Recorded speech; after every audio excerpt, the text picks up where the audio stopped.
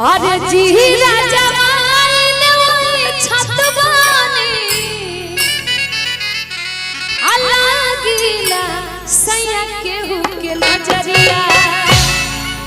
अरे हीरो बड़ा राजा से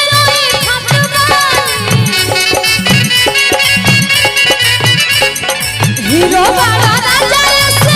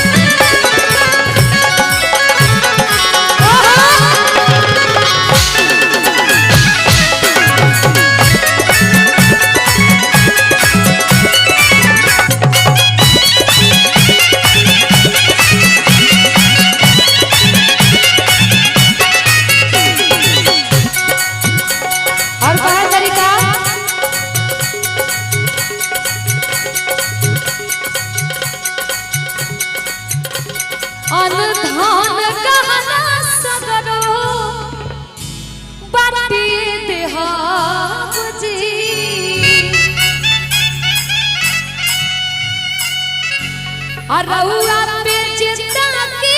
होके काटे देहबजी कि राजा जी रउआ के केहू नजर लगा दी तो ओकर हम का हाल करो कह तरी कि अन धन गहना सगरो अरे बाटी देहबजी आ रउआ पे जिंदा आज काटिए देहबजी कि हीरो बानी राजा से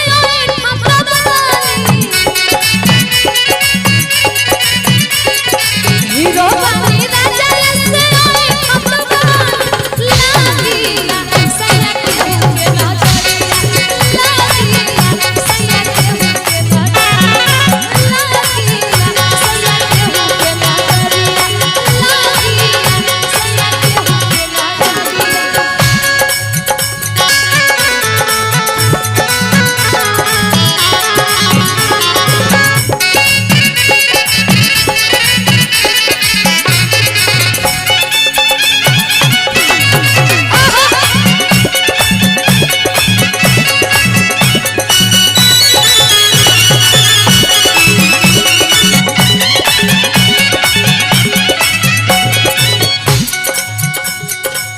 और